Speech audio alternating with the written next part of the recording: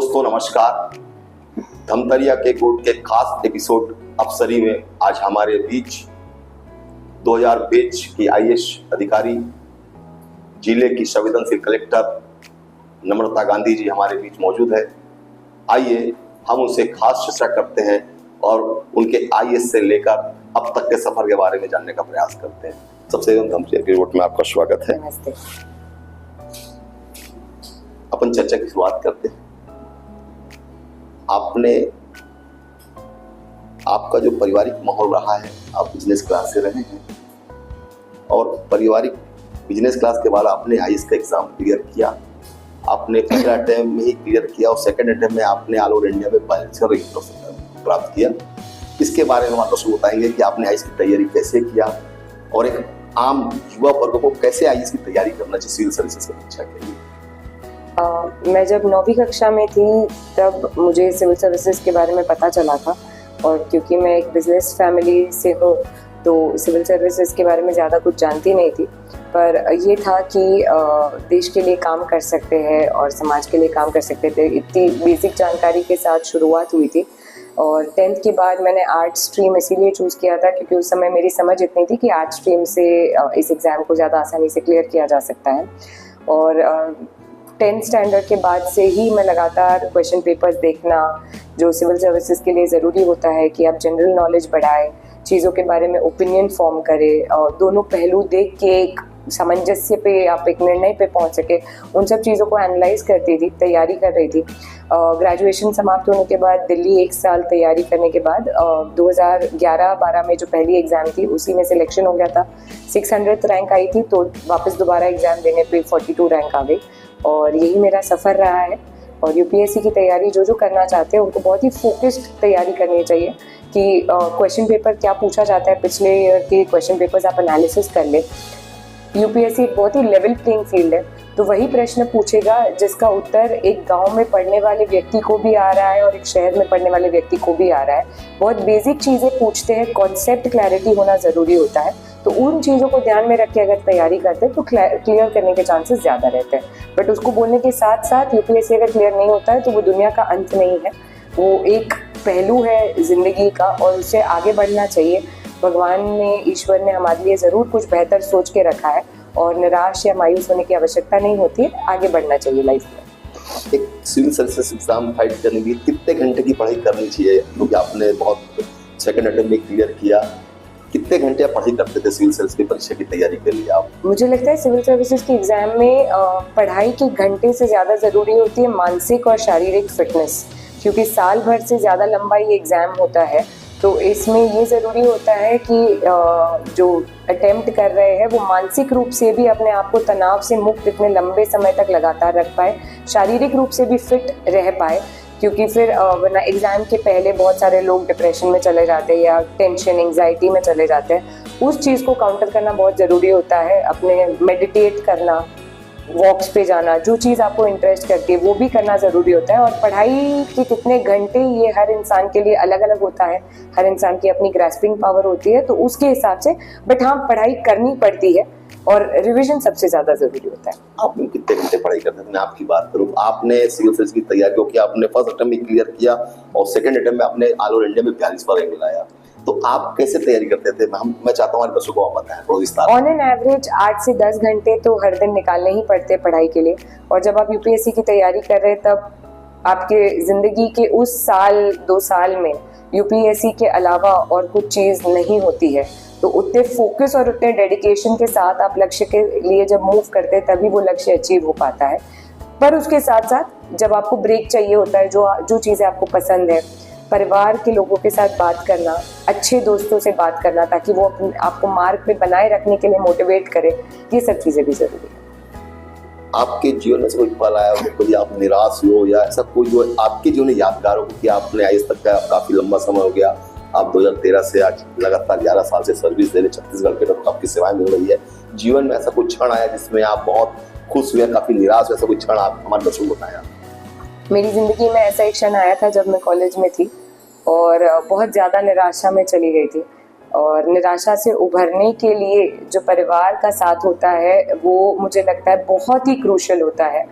और तब से लेके आज तक ये चीज़ को मैंने मेंटेन किया है। मैं कहीं पे भी रहूँ, कहाँ पे भी, किसी भी परिस्थिति में रहूँ, दिन में ज़रूर अपने माता पिता से भले 2 मिनट, भले 1 मिनट पर बात ज़रूर करती हूँ, अपने भाई से बात करती हूँ।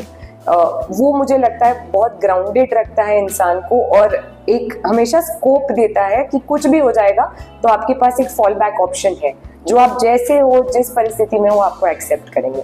मतलब परिवार का सपोर्ट बहुत जरूरी है, और उस परिवार के सपोर्ट को बनाए रखना हमारा दायित्व होता है, क्योंकि वरना बहुत आसान होता है कि जब आप जिंदगी में आगे बढ़ जाते हो तो टाइम नहीं होना परिवार के लिए, या बहुत काम है तो परिवार के लिए टाइम नहीं निकाल पाती। ये बोलना बहुत आसान होता है, पर उसको बनाए रखना बहुत जरूरी है। आप मतलब इतनी व्यस्तता के बीच आप रोज मम्मी पापा या भाई से, परिवार से चर्चा करते हैं? मम्मी पापा या भाई नहीं, मम्मी पापा और भाई तीनों से चर्चा करते हैं रोज, इतनी व्यस्तता के बाद भी? बिल्कुल। भी युवा वर्ग जो खासकर नए जनरेशन है, वो बहुत जल्दी डिप्रेशन में आ जाते हैं। थोड़ा सा कोई सफल नहीं हुए या सफल होते हैं तो मानसिक डिप्रेशन में आ जाते हैं, आत्महत्या से कदम उठाने लगे हैं। इसको लेके आप बताएं कि ये सब चीजें कैसे बचना चाहिए युवा वर्ग खासकर? मुझे लगता है आज के युवा वर्ग को, इंक्लूडिंग मी, क्योंकि मैं ज़्यादा बूढ़ी नहीं हुई हूँ अभी तक, पर बहुत सारी चीज़ें बहुत आसानी से मिल जाती है। तो जब चीज़ें आसानी से मिल जाती है, उतनी आसानी से, क्योंकि कभी भी किसी की ज़िंदगी में कोई भी मोड़ आता है तो उतनी आसानी से वो चीज़ें हट जाती है।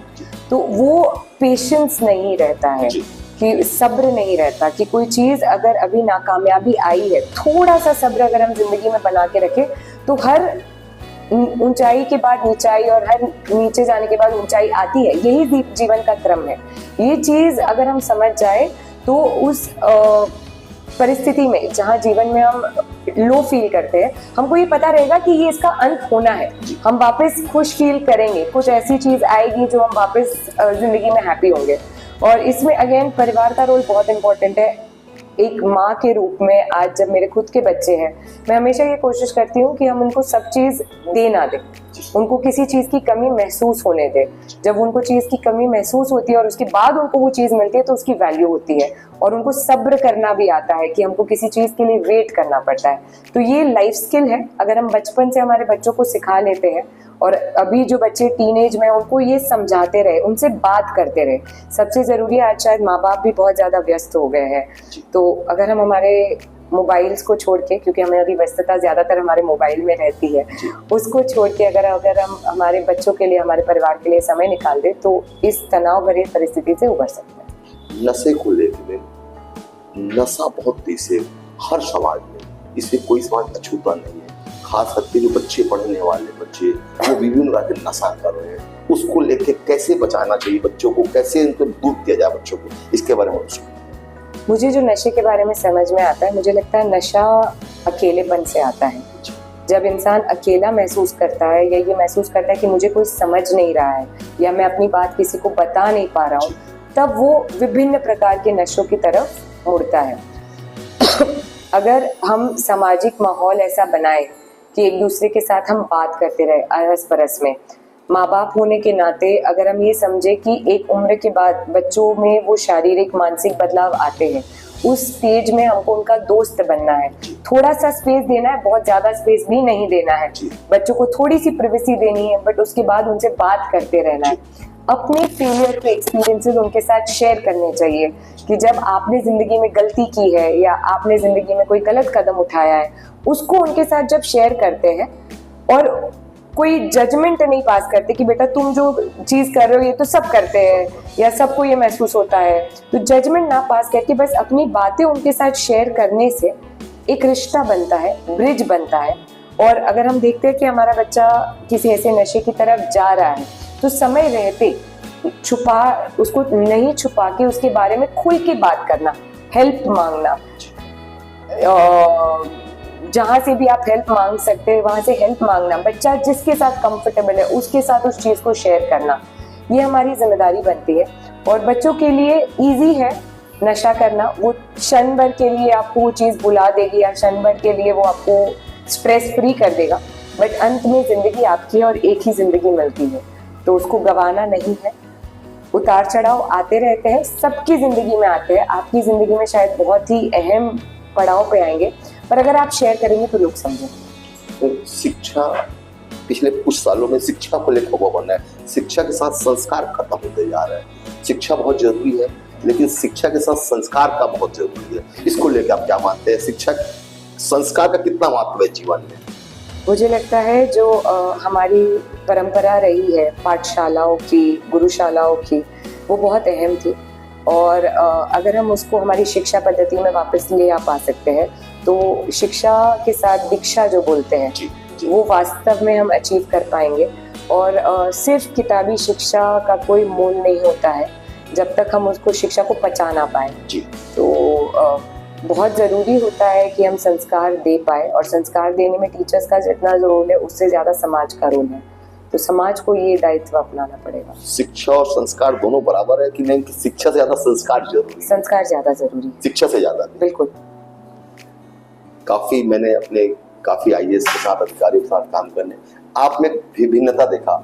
आप जिला पंचायत सीईओ के रूप में अपनी सेवाएं दी है, अभी वर्तमान में आप कलेक्टर के रूप में सेवाएं दे रहे हैं। आपका चेंबर दरवाजा हमेशा खुला रहता है। अधिकांश देखा जाता है कि अधिकारी अपने चेंबर को बंद रखते हैं, लेकिन आप, अभी मैंने बोला था, आपने मना किया कि नहीं, जो भी बातचीत होगी दरवाजा खुला रहेगा। इसके पीछे क्या सोच है? आपके मन में ऐसा कैसे आया कि दरवाजा खुला रहना चाहिए?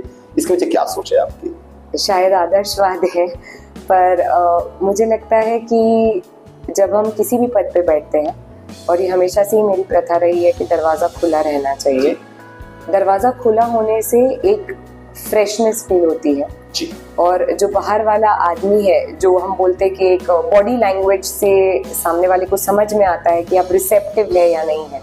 तो जब दरवाज़ा खुला है वो रिसेप्शन दिखाता है कि आप अपनी बात खुल के बोल सकते हैं, और आपकी बात को सुना जाएगा, आपकी बात को समझा जाएगा, कोशिश की जाएगी हल करने के लिए, क्योंकि हर चीज़ का हल तो संभव नहीं है, पर कोशिश बिल्कुल की जाएगी।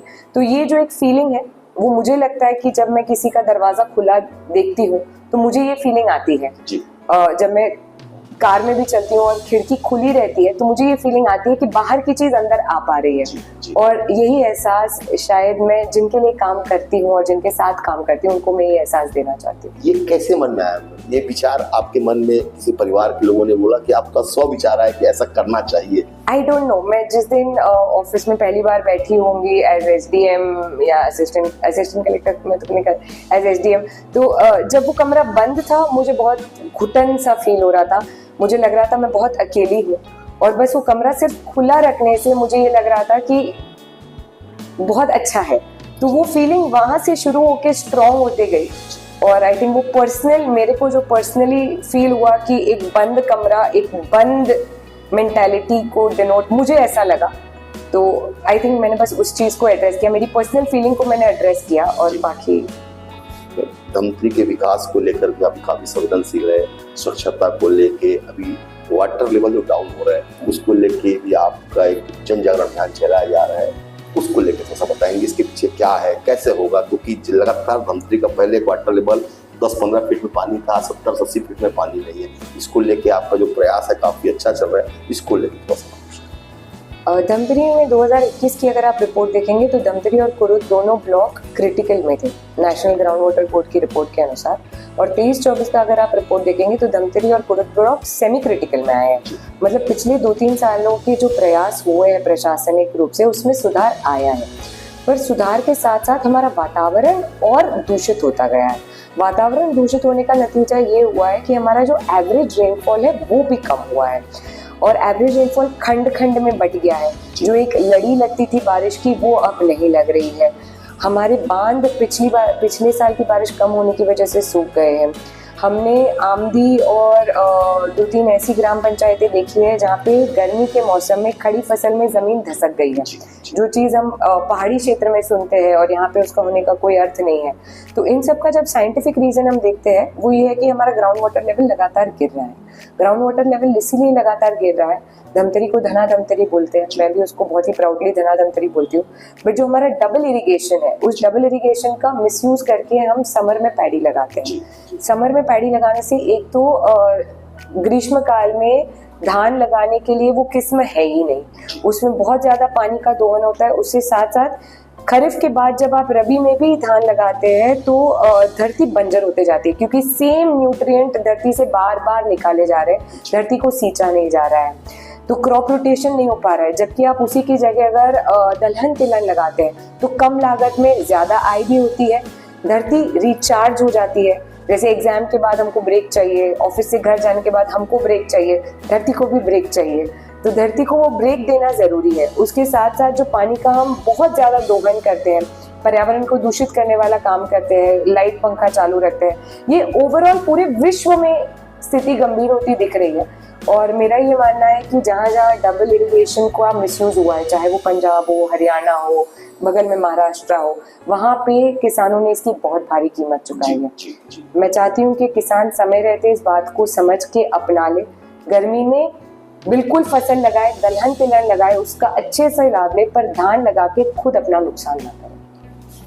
धमतरी जिले वासियों को आप क्या संदेश देना चाहते हैं, एक आईएएस के रूप में, एक कलेक्टर के रूप में, धमतरी वासियों को, प्रदेशवासियों को, भारतवासियों को, खासकर युवाओं को आप क्या संदेश देना चाहते हैं? धमतरी वासियों के लिए मेरा ये सौभाग्य है कि मुझे दूसरी बार आपकी सेवा करने का मौका मिला है। मैं पूरी कोशिश में और मेरी टीम कर रहे हैं कि आपकी उम्मीदों पे खरा उतरे। और बाकी सभी लोगों से यही कहना चाहूँगी कि एक जिंदगी है, उसको बहुत अच्छे से जीना चाहिए, पर साथ में कुछ कर गुजरे। जैसा हमने चीज़ों को पाया है, कुछ बेहतर छोड़ के जाए, ये इच्छा हमेशा होनी चाहिए। और अंत में ये जानना चाहिए कि जब हम जाते हैं तब ज़्यादा किसी को फ़र्क नहीं पड़ता, पर हमारे परिवार वालों को फ़र्क पड़ता है। तो जो भी करे, जैसे भी करे, बट अपने परिवार वालों को साथ में लेके चलना चाहिए और अपने दायित्व को निभाना चाहिए। बहुत बहुत धन्यवाद, आपने अपना कीमती समय दिया। नमस्कार, जय हिंद, जय भारत, जय श्री राम।